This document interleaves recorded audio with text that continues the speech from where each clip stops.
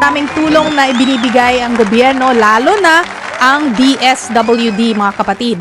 Isa sa kanilang programa ay ang Assistance to Individuals in Crisis Situation o ang tinatawag po na AICS. Ito ay para sa mga mahihirap na nangangailangan ng agarang tulong.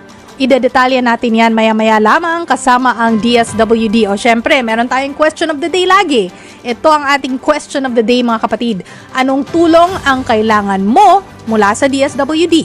O, pag-isipan po ninyo yan. Anong tulong ang kailangan mo mula sa DSWD? AICS, no, para lang magkaroon kayo ng ideya, no, kasi ako rin ay ngayon ko lang nalalaman ito, no, ngayon ko lang nalaman.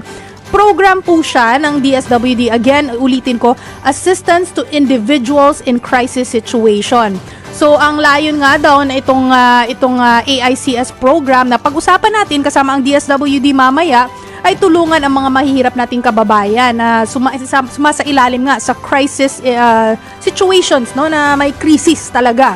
So, tanungin din natin mamaya ang DSWD pag nakausap na natin kung yung mga kababayan natin na mula sa Israel, yung manggagaling sa Israel na uuwi dito sa Pilipinas, no, itong mga Pinoy o yung mga OFW po natin ay matutulungan din sa pamamagitan nitong AICS kasi meron silang, ito yung mga, para magkaroon po kayo ng idea, no, ang AICS assistance, meron silang medical assistance, merong funeral assistance, merong educational assistance, although sa ngayon ay hindi ko alam kung gaano kalawak or ano ang scope nitong educational assistance. Pwede naman po natin tanungin mamaya, no. Meron silang transportation assistance. Ito pwede rin nating linawin kung ano ibig sabihin talaga nitong transportation assistance. Kasi kung titingnan po ninyo dun sa DSWD page nila, no, yung website, no, yung transportation assistance ay kailangan ng death certificate, medical certificate, merong court order sa PINA or referral. So, linawin natin mamaya ito kasama ang DSWD. Meron ding food assistance at merong cash assistance for other support service. Ayan. Itong tinatawag na Assistance to Individuals in Crisis Situation o ang AICS nga. Well, sabi nga po, kung babanggitin namin yan, natawag namin ni AICS, AICS, Well, ito pong Assistance to Individuals in Crisis Situation, ito po ay form of assistance, ang tawag dito ng DSWD, isang stopgap mechanism for us to aid those individuals in crisis situation like man-made calamities, natural calamities, at syempre, yung biktima ng iba pang mga krisis. Halimbawa, ay yung ating COVID pandemic, na nagresulta sa maraming epekto, maraming krisis, pagkawala ng trabaho, pagkasira ng kabuhayan, ng negosyo, and all. So, technically, pag kayo po ay nasa krisis, nangangailangan ng push from the government, maaari po natin gamitin itong assistance to individuals in crisis situation.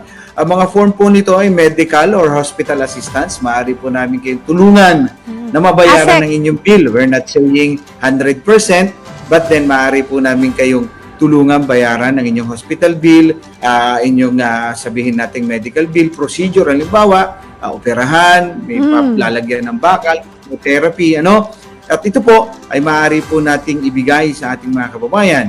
Maaari din po yung funeral or death or burial assistance, Maaari initial po natin na 10,000 pesos na cash assistance. Sila po yung entitled sa educational assistance, na 5,000 pesos sa elementary at high school student. Kung sila may vocational o college student, maaaring 10,000 pesos.